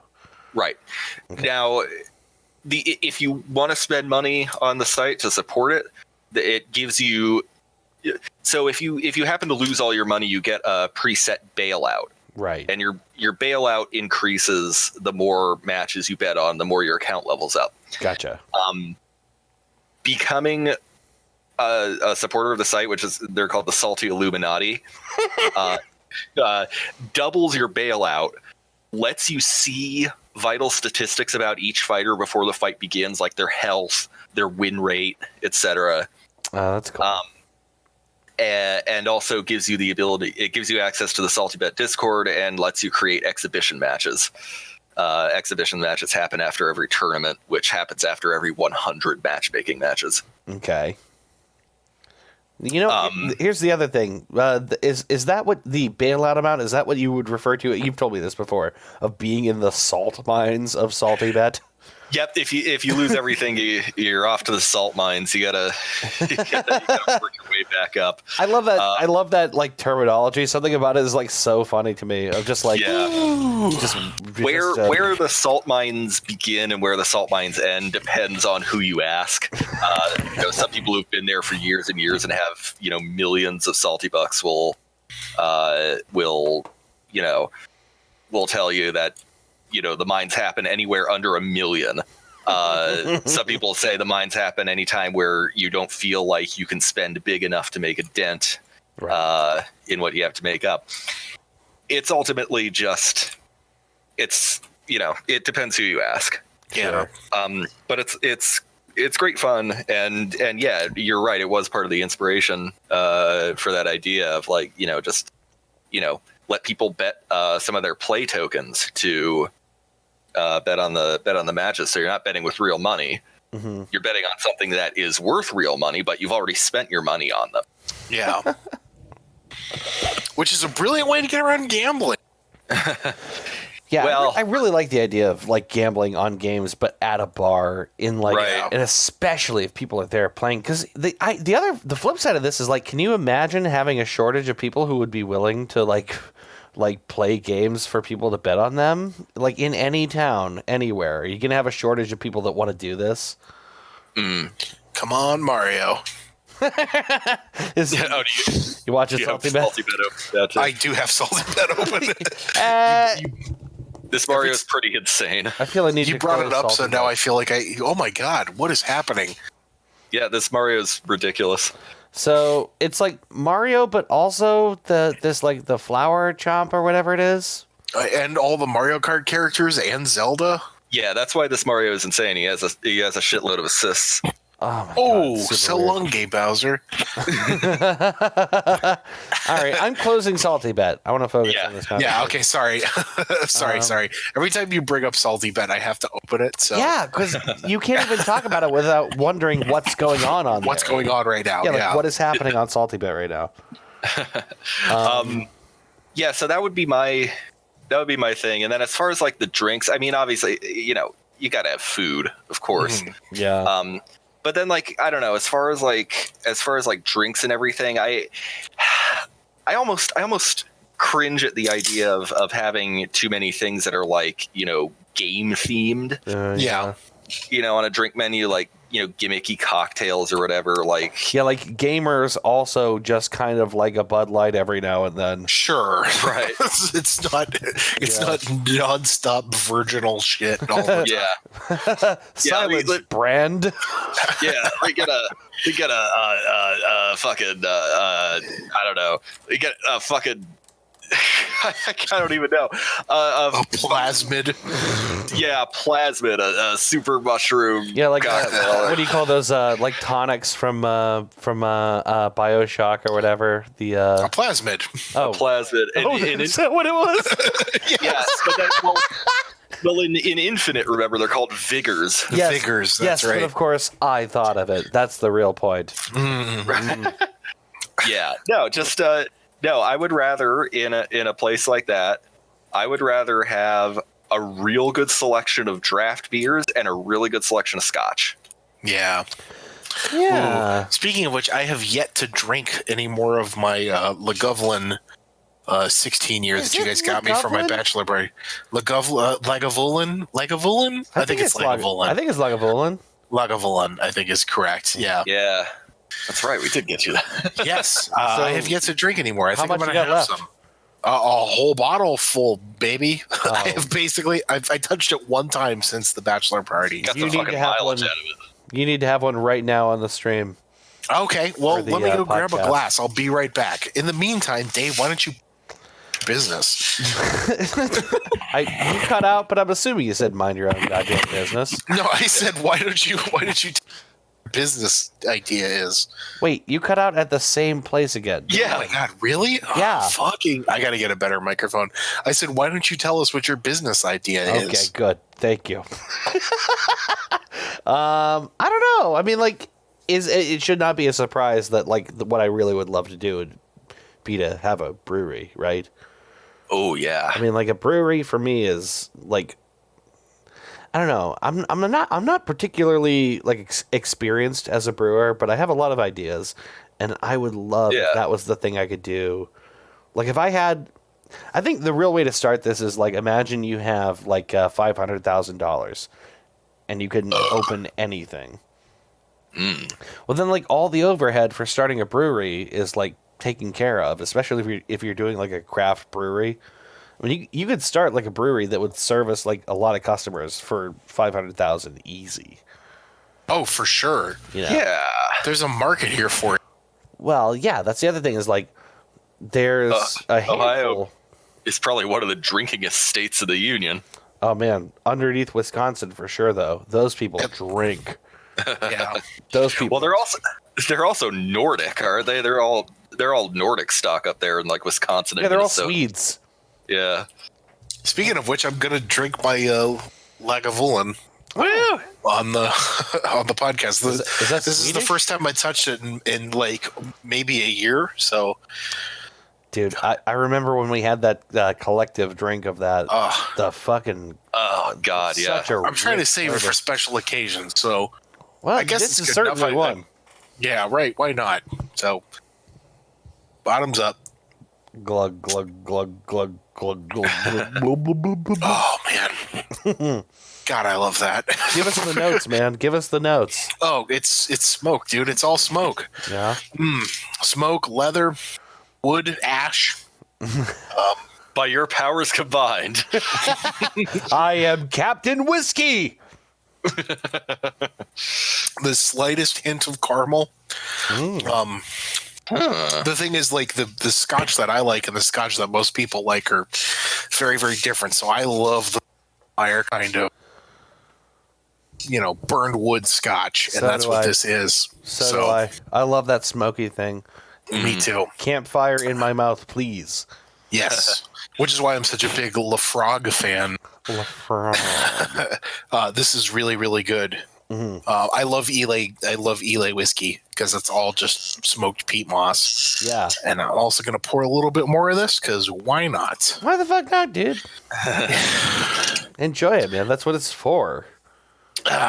Maybe the next time will be if I ever have kids. We can, force feed it to the kids. The next time I enjoy this, it will be pouring it down my 6-month-old son's throat while chanting "One of us, one of Gooba us." Gaba. Well, do you remember that? Do you remember that episode of Archer where he's taking care of the wee baby Seamus, and he won't stop crying, so he gives him a little bit of whiskey off the tip of his finger. I do. And it just gives him an entire rocks glass. I do remember that. Woodhouse is incredible in that episode. It's the same one as the old Double Deuce, right? Yeah. No, different episode. But the wee baby Seamus was in the Double Deuce episode. The infamous Double Deuce. Oh, okay. God, I love that. But no, those are good episodes. Yeah, I think you'd be a great brewer, dude. It's certainly something you have a lot of fun with. I love like pulling into the driveway when you're brewing beer because you're usually just sitting in a lawn chair in front of a giant burner with a big wooden spoon in it. Brew days are incredible. Yeah, dude. Like the idea of just like, and here's the thing, that's something I can do no matter what's going on in the world. Yeah. So if this whole nastiness continues, I can still keep brewing beer for myself. Hell yeah. But yeah, no, I have lots of things that I like, recipes that I would not say I have perfected anything, because I feel like to really have perfected a recipe of any kind, you have to make it easily 50 times, maybe 100 at least, But I have some things that, like, I feel like with a little bit of time and a little bit of practice, I got something to offer, I got some cool ideas. Man. Beer making is just cooking that you drink. So it's all experimentation. Like, regularly the best cooking that I ever have is just something that somebody made without like following some strict guideline. Yeah. I don't think it's worth it to cook if you're not going to experiment a little and not use, like, if you're going to use specific measurements, then you're just baking. Yeah. So, you know what I mean? Like, I think beer making is the same way. It's like if you want to throw a whole shitload of honey into something or a whole shitload of blueberries or whatever, you should do it and just try it and see what happens. There's no success without a little bit of, or like failure, A little bit of what, or failure? A little bit of like risk, or, you know what I mean? Yeah, things like that. So, well, like, the great thing about beer making is that there's basically only like a handful of hard and fast rules, right? So, like, after you cool the wort and you're ready to pitch your yeast and let the thing sit and like actually ferment. Wort. Sorry. So, like, basically after that point, you got to be very sterile. You got to be very careful. Before that point, there's a whole lot you can do. Basically anything can go into your beer. Yeah. While it's boiling and be safe for the beer. And I mean, the amount of creativity you can take is, it really is like a blank canvas, Sure. So I think that, like, in the same way that in the kitchen you have so many options available to you with very few actual restrictions, like you just have to keep things food safe, and whatever cooked means for the ingredient, whatever is safe as a food. Like, like brewing is the same way. There's so much latitude you can take. Like I think about like I don't know. I have crazy ideas sometimes. I'm just like, what about a mint beer? Why not? Why? Yeah. Why the hell not? Why not? There might be a reason why not, and I'd have to look it up. But like, you gotta try it. Yeah, try it, and if it poisons you, well then it's fine. You Yeah, die. whatever. Fine. It's probably fine. Life doesn't really matter that much anyway, so it's fine. Especially now. Oh, definitely no. Anyway. No, yeah, I would love to open a brewery. And you know what? I feel like if I did, like, I would want it to be, I don't know. Like, there's a lot of different kinds of breweries, Like, there's, so you think about, like, every brewery has its own theme or its, I don't know, it's aesthetic or whatever, but I feel like I would really like a very straightforward, like, I swear to God, if I could recreate Cheers, I would recreate Cheers as a bar. That's a great bar vibe. A very straightforward 1960s bar, which at that point was, being operated in the 1980s, but like, that's sort of just like 20 years old bar that feels right. Kind of like Cedars was. Oh my when God. we were in college. Yeah. Right. I hate thinking about Cedars because I miss know. original Cedars so much, but yes. It was a great bar. God, what are your favorite bars? I mean, like, that's got to be like top 5 for me. Easy. That's number one. I mean, like, I spent the original Cedars downtown at that location, that back patio. Yeah. I spent so much. That was the place we went to first. And then we would, like, I don't know how much you guys remember from college. Drink a lot. No, basically, I don't remember anything from college. But like, okay, so like 6 or 7 nights out of the week, Drew and I would go downtown, and we would always start at Cedars at like 8:00 at night, right? 8 or 9, and we'd sit there for a little bit, and then we'd keep our cards. We'd like make sure we had cash on us, so we would keep our tabs open at Cedars, and then walk to the Lemon Grove and see who was at the Lemon Grove because we knew everybody downtown. Yeah. You gotta open a tab and leave, and then come back. Right, exactly. I remember that. I remember hopping back and forth between Cedars and Lemon Grove. A lot of bar hopping. Yeah, so we would see. Okay, is there a show at Lemon Grove? Pay your cover, get in, see who's there, see what. Talk to some people, go on the back patio, have a cigarette. Yeah. Then it would be like, there's not that much going on. So let's go see who's at the draft house tonight. Go to the draft house. See what friends you knew from the draft house. See what people you knew. Like, I don't know how, I know Ben, you for sure. No. But like I was down there every night. So like you just knew people from Youngstown. Yeah. By drinking down there all night. So like we would bar hop, we would go. Half the time what would happen is you would see someone on the sidewalk in between bars. Right, exactly. Also doing the same thing. Yeah, like walking around, and they would ask you, hey, what's going on? And you'd tell them, this over here it's kind of dead tonight, but they got a show over here. Yeah, they got a cover. I don't know if I want to do that or if I just want to drink for free. Right. Or get in for free and, drink. And Cedars is number one because that was always the bar that we would come back to at the end of the night. Cedars. We knew the owners. I would sit there. I can't tell you how many times on low nights, Billy, who would like come around the bar. You mean little Billy, right? Yeah, little Billy would come around the bar and and like just. I remember like one night he had salsa and nacho like Tostitos.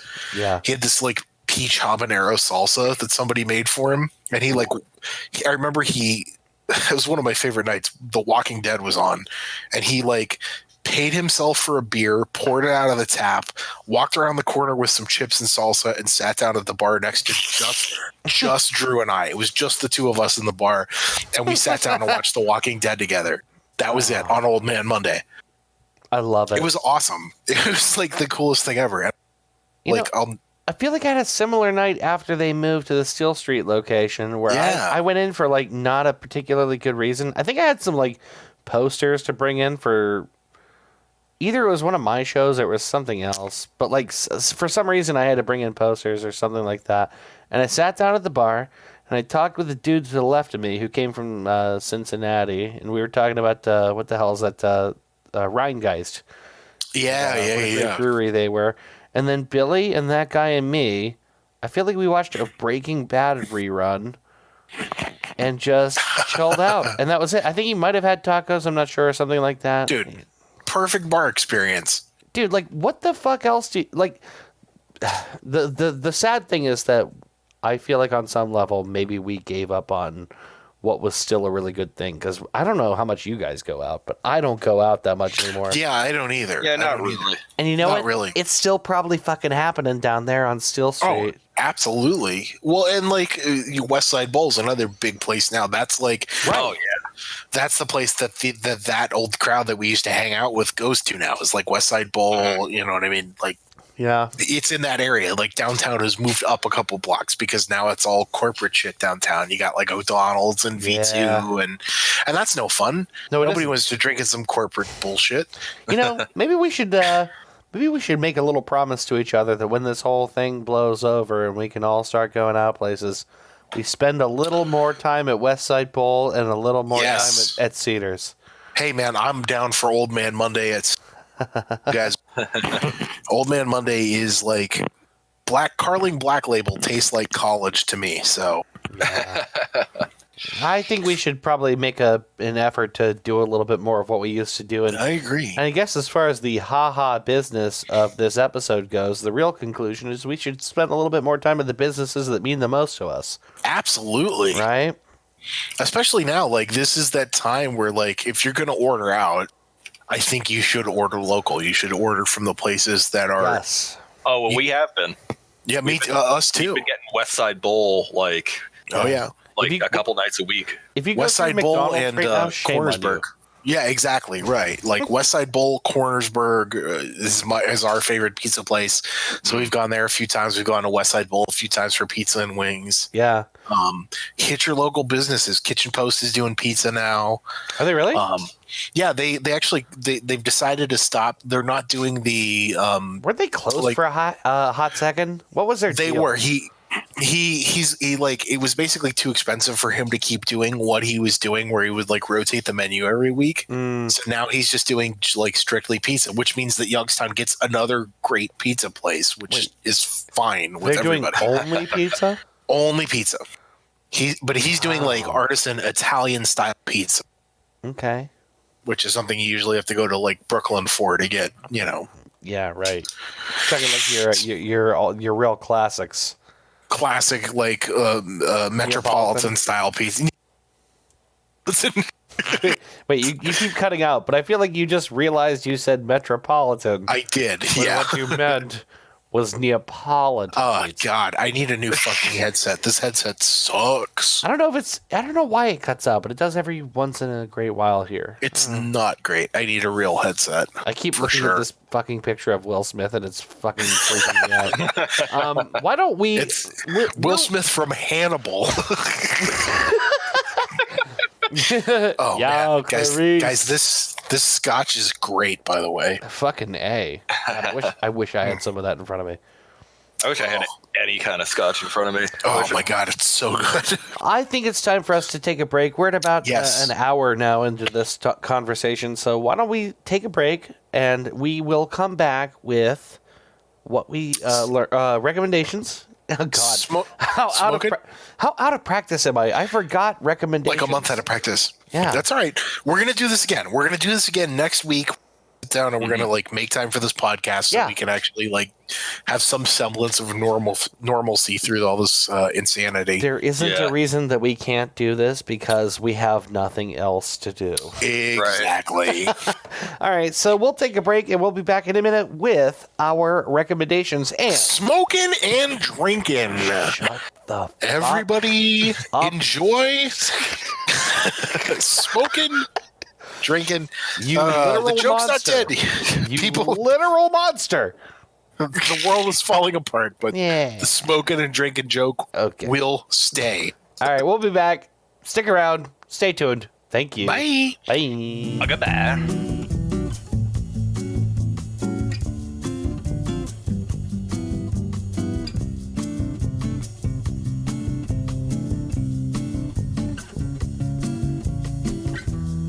And we are fucking back. Bitch.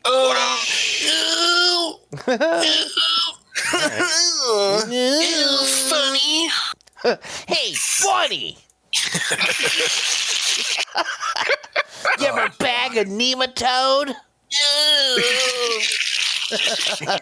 What a douchebag. Hey, funny. What are you doing for the Sabbath? That's funny. You mean you ain't ever been to a Seder before, funny? Hey, What funny. kind of Jew are you? Yeah, that's the thing is, like, Roger's definitely Jewish, but Doug is also probably Jewish. Yeah, right. Perhaps, maybe. I feel like everyone except Skeeter is Jewish. That was something I wanted to do for the Would You Rather, but I bypassed it. Oh, no. Which is that everywhere you go, everything you say you have to end with, right? Skeeter Valentine. Skeeter. Skeeter. Skeeter. Hey, Skeeter. Gator. Hey, Skater. Oh, Skeet, that's very offensive to my people. Hey, Skater. All right, but whatever. Let's move on because this thing's already going a little bit long. Yeah, it is. Sorry. The thing is, none of us can see the time except Dave. So. Oh, yeah. Well, we're basically running around, I think, an hour and 15 right now. I can't remember. I think we are. What are we at? Hour and 15? Oh, no. We're at an hour and 39. Okay, I was going to say right now. That sounds horrible. We need to keep talking. If it's So let's keep moving. And awesome. We're right on time. I'm going to leave this open to you guys. Who wants to give their recommendation first? I'll go ahead and go first. All right. So it was my birthday a few days ago. Yeah, and it was. The day before my birthday, I made a whole bunch of food, and I managed to listen to the first 6 Black Sabbath albums. Oh, really? So I did. I listened to all the first 6 Black Sabbath albums in one day. It was awesome. That's rad. Made breakfast, listened to the first 2, then went for a walk, listened to the next 2, and then made dinner and listened to the last 2. So I'm going to recommend one of the first 6 Black Sabbath albums. I think you should listen to Sabotage, which is the 6th Black Sabbath album, which came out in 1974, which still proved that they can fucking rock, dude. Sabotage. If you're gonna, did you say 64? 74. Excuse me. 74. If you're going to listen to heavy metal, why not listen to the Godfathers of heavy metal? That is the way to go. Sabotage is fuzzy and delicious and still fucking rocks, dude. Really good. Really, really, really good. Check that one out. Second recommendation of the week. I mentioned earlier I'm going to recommend a stupid mobile game. I think you should spend the 99 cents on Retro Bowl. I'm playing it on Android. I don't know if it's available on iTunes Store or not. Retro Bowl as in bowling? No, Retro Bowl as in football, kind of like Tecmo Bowl. Gotcha. If you can get used to the little silly control scheme at first, it is stupid fun, and they're updating it all the time. You could play the first 10 games of the season for free if you want to give it a chance, before you progress, but in my opinion it's worth the 99 cents to keep going. Lets you recruit players and then upgrade players based on who you draft. Lets you switch teams, and then upgrade your facilities. It's surprisingly deep and it looks surprisingly good for a stupid mobile game. So try it out first. If you don't like it, that's cool, but if not, spend the 99 cents on Retro Bowl. That sounds fun. I like those fun. old school football games because, dude, it's stupid fun. Well, I feel like the more advanced and realistic these games got, the more intimidating and fearful it was to play them. That's true. Yeah, you know what I mean? It got to a point where you can't play unless you got good. Right. So I like the idea of these very classic, straightforward football games where you can actually have an arcade experience and not just get your fucking shit pushed in every play by an expert AI that is always smarter and faster than you in every way. See Madden for the last 10 years. Right. That fuck Madden. Yeah, fuck Madden. Fuck Madden. I will never buy Madden. Yeah, it does not seem like it's built around the idea of having fun. I don't think that's what they want. It's not good, dude. It's not very good. It is not good. All right, let's keep moving. So let's move on next to Ben. Do you want to know what I would like to recommend? Recommend? Sure. Recommend. What would I like to recommend? Recommend. Recommend. Ooh, look at my recommend. Okay, so I have been watching documentaries lately. Yeah? You're going to hate this recommendation as much as I hate that I'm saying it. Okay. I'm telling you right now, if you had asked me, no, I know, because I specifically on this podcast said, fuck this, I hope it dies, kill it with fire, I don't want any part of it. Oh, no. I'm telling you right now, you should probably watch the 4-part Hillary documentary on Hulu. You fool. My dudes, I beseech you. How dare you? Please, I beseech you, please listen to me. Oh, no. I know how this sounds. Do you? Do you, though? No, I really do. It's gross. No, I'm sure. I really think you should watch it. You can make up. No. Here's the thing. You can make up your own mind about what you think about it. I will not necessarily say it's good. I will not necessarily say that it's true, which is actually more important than whether it's good. Oh, okay. I will not necessarily say that I think that everything they presented is in line with reality. Oh, well then. What good is it as a documentary then? What good it is as a documentary is as a piece of our national fabric, the story of the Clintons is really, really important to where we are as a country right now. Yeah, I think you're right. Yeah, indisputable. The Clintons, the murdering Clintons, and I was over there and I saw Seth Rich's body and I thought, this is so evil. And I thought, here's $100,000 for anyone that can tell me how he got this way, and it's not so good. It's gonna make a lot of rich pedophiles really hanged. Dude, I'm not sitting here trying to say that this documentary is truthful. I don't want to make a claim about it. In some ways, it feels like a PR piece. I'm sure. And I think it probably mostly is. But in other ways, I will say, there will be things about the Clintons that you will just simply think about for yourself for a bit. And maybe you'll be a little uncomfortable with what happens when you just stop to think for a second about them as people. That's going to be very hard for me to do. Dude, me too. I'm not telling you I liked this. I did not like this documentary. Okay. But it feels important to just think about the alternate universe in which they're just people. Yeah. But they're not. They're lizard people. Right. So. They probably are. But this is the point. It's just that if you really believe that truth matters, okay, then it doesn't matter. Watching something like this, how do I put it? The facts will find themselves out on some level. Okay.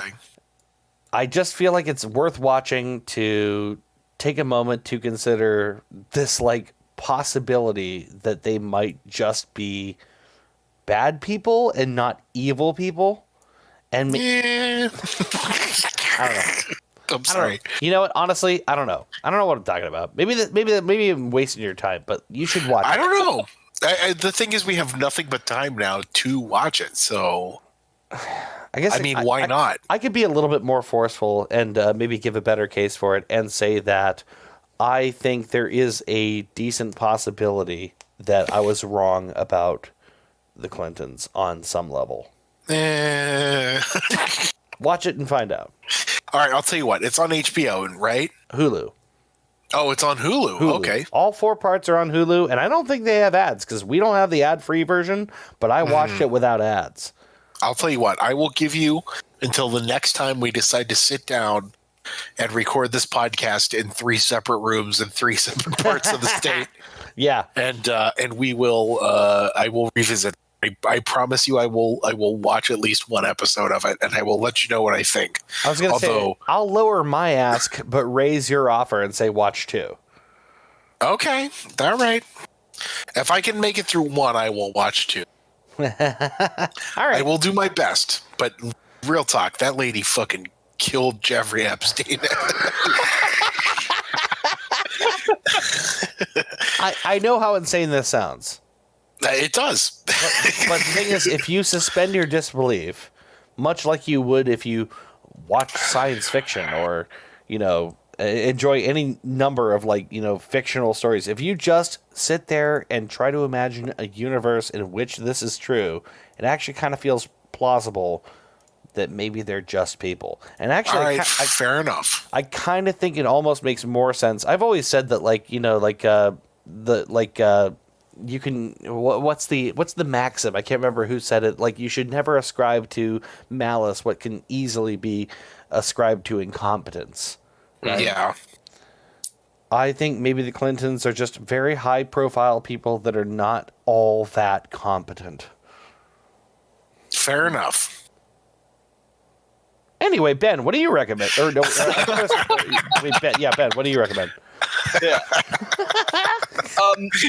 So sorry, you just fucking derailed. Very abrupt. I'm sorry. We spent too much time on that shit. What do you think, Ben?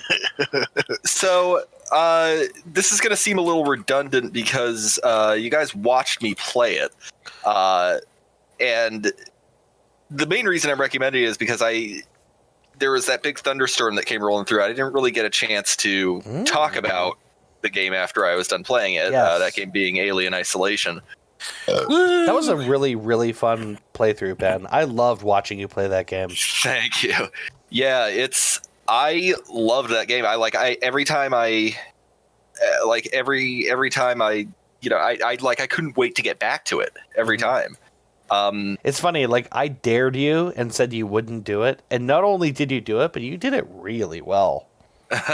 Yeah. Well, there were points where I was getting really frustrated, couldn't figure out where to go or whatever, but overall, that's a pretty fucking solid game. That's a really tight game. And I don't know, there's so much about it that I don't know. I don't think we'll ever see an Alien game that good, not for a long time. I agree. I think it's very unique. Visually, it's just perfect. The chunky computers, the aesthetic of what I call retro futuristic, what they thought would be the future is so amazing to look at. Right. Yeah. Don't forget the butthole doors. Oh, the butthole doors. Yeah. The doors to the vents. Yeah. Oh, right. You know what my favorite part was? That they included that. So when it happened in the game, and it was in the stream that you had recorded previously, but I watched to catch up. There's that moment where you enter the core, sort of, and you're walking into a door, and you walk into that fucking room from Alien with the terminal where they communicate with Mother. Yes. Yeah. I freaked the fuck out when I saw it because we had just watched the movie 2 nights before. Right. Yeah, everything's so consistent with the design of the movie. It's really good. Everything is so consistent with what at that point in time in the universe is established, mm-hmm. And it's so much more effective for that reason. It's a very beautiful and like I don't know, it's just exciting in every possible way. They nailed the aesthetic. I mean, it was very, very perfect. Down to like the typeface of the menus. Mm-hmm. Right. Like every little bit is so good. Like I said, Christy and I had just watched it when we watched that next to last episode. And even she said, like, they got this hallway right. They got these details right. Like, it just looks so good. Yeah. Yeah. And then outside of all that, too, just it plays so good. You know, so good. So good. You know, the crafting system and all the tools you have at your disposal are really fun. The addition of the working Joes was a really nice touch to kind of break things up. I find myself walking around the house just mumbling, "I'm going to find you." Why don't you ask me about Sevastopol protocols? Yeah. Why not ask me about Sevastopol safety protocols? Oh God! Incidentally, that was the reason I stopped playing that game. It's so scary. I got to the part where they started attacking you, and then I unloaded it into the thing, and it didn't do anything, and he kept chasing me, and I was like, okay, I'm done. Was that the part at the very beginning of your last stream, Ben, where like you realized he was still coming after you, and you chucked like an EMP mine, it didn't do anything, and you threw like a fire bomb, and it didn't do anything? Oh yeah, those ones that work in the Apollo core are like insulated against EMPs. That was like, I think so it's those scary orange suits that they're wearing. Yeah, because I had no fucking idea. So I was like, oh shit, well that's not gonna work, and so I had to rethink what I was doing. I told Christy, like, the thing about this that is wrong, the thing they got wrong, which of course they maybe had to get wrong on principle, is like no human would ever design a robot so horrifying, no matter whether it was for industry or whatever. Like, we're very sensitive people. It would have to be incredibly friendly in every way. We would never design that robot. Well, the implication that I got from the in-game lore is that Seegson makes like budget android, like these are supposed to be just things that do like routine maintenance tasks and aren't supposed to be interacting with you, whereas like Weyland-Yutani synthetics, whereas Weyland-Yutani synthetics are more like, you know, supposed to be, you know, less uncanny valley and more like indistinguishable. Which is perfectly fair, except there is still no way we would do something that scary. It might be like, it wouldn't say, "I'm going to find you." That would never be a thing that would come out of a robot's mouth that we built. Because no one at the terminal writing that code could go, "Yeah, it's fine." Yeah, it seems perfectly normal. Yeah, it's cool. I like when he goes, "Let's have a talk about security protocols." Ugh. Seriously, that was the point in that game where I noped out. Like the first dude started chasing me, and I fired 8 bullets into his stupid head. And it didn't work. Then he kept coming, and I'm like, okay. I literally the whole. It's too scary. Well, remember, too scary. Or remember the part near the. Well, okay, I don't want to spoil it. I'll tell you after. But yeah, like it does such a great job. It does such a great job of everything it set out to do. And I can't recommend playing it enough. It's got the aesthetic perfect. Dude, I'll tell you what, I had a lot of fun watching it. It is genuinely scary where it wants to be. It is an incredible story where it attempts to execute on being a story. It's very, very good. I don't know. God, if I had the stones to play it, I would play it again. Like, rather, like, again, as in having watched you do it, I would do it again. Honestly, you should. You might even find you do better than me, because, again, I was kind of running blind in a lot of places.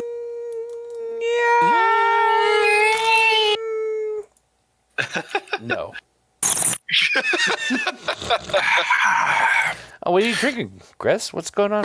Water now. Here's what I'm drinking. And here's what I'm drinking. Trying to rehydrate after I drank 6 beers and 2 glasses of scotch. Do you really need to do that? Or do you need another 6 beers and another 2 glasses of scotch? I think I'm good. I have to, remember, jobless, so I have to conserve beer. But I mean, you might. But what if maybe magically a bunch of beer arrived tomorrow? Would you drink it? Well, that would be wonderful, but I don't see that happening, so... What if it did, though? Would you drink it? Yeah, but what if say your neighbor across the way? No. Maybe he shows up in a red Santa Claus suit with a big old belly. He walks into your living room.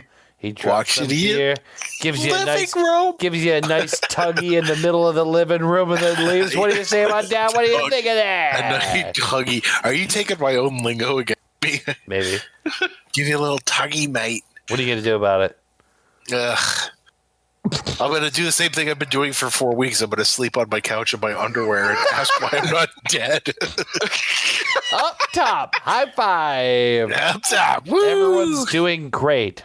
Talking about suicidal tendencies. Hey, guys, did we learn anything? I did. I wrote it down on this cue card because it was the only thing I could find. Well, that's great because I didn't, because I don't have a notebook in front of me to tell me to write things down. I wrote that Ben and I both love dumb mobile games. Oh, yeah. Dumb mobile games. That's good. Ben, you got anything? I forgot to write shit. The thing is, so did I. I told Christy, I said, if either one of those guys wrote anything down, I will be amazed. So, Chris, you're up. Okay, I also wrote that this isn't even something I learned. I just wrote that movie Clifford where the dog kills the president. Oh, yeah, I remember that. Where that dog I also wrote, gets... Oh, go ahead. That dog that murders the president. Clifford, the big red assassin. Clifford, the big red assassin. that wacky, uplifting presidential assassination comedy, Oswald That Endswald. Oh, no. Hey, you know what? I learned something. Yeah? I learned that when you looked at those vents on the wall in Alien, you thought of buttholes. Yeah, they're giant space I didn't think about buttholes. Really? They're circular and they wink like assholes do. Is that how assholes work? No, it's not. It is not. That's how camera lenses work. Winking asshole tavern. Cleveland, Ohio. Allow me to lecture you about how buttholes work for a really, really long time. Oh, thank you. Anyway, I wrote a quote here. My nipples are like a dead zone. Dave Jagowski, 2020. Dude, that's not even a joke. Don't bother touching them. It doesn't do anything. Leave my nipples I'm going to touch them. It's going to happen. All right, good. I also wrote Pirates of the Caribbean. Dude, I do not regret at all buying that Carnival stock. We'll see what happens. We'll see. I also wrote, we got to fight for men's rights. And then the last thing I learned is that there's a new show from Adult Swim called Brick and Mortar. Oh, Brick. Oh, Brick. Oh, Mortar, you're so stupid. Oh, Mortar. Mortar, we gotta put this wall up, Mortar. Keep it together, Mortar. Where's that bricklayer, Mortar? I don't know, Brick. Why is it the Bushland Adventures, Morty? I don't know. Whatever. Because it feels right. That's why. I guess. Anyway, that's all I learned. Hope that's okay. Well, you learned basically 800% more than Ben or I did. So, dude, true. like, not having the notebook really did. Like, I didn't think about it, which it hinders it. So the next time we do this, I'll remember to have a piece of paper in front of me and a pen. Mid 2000s rock band Hinder.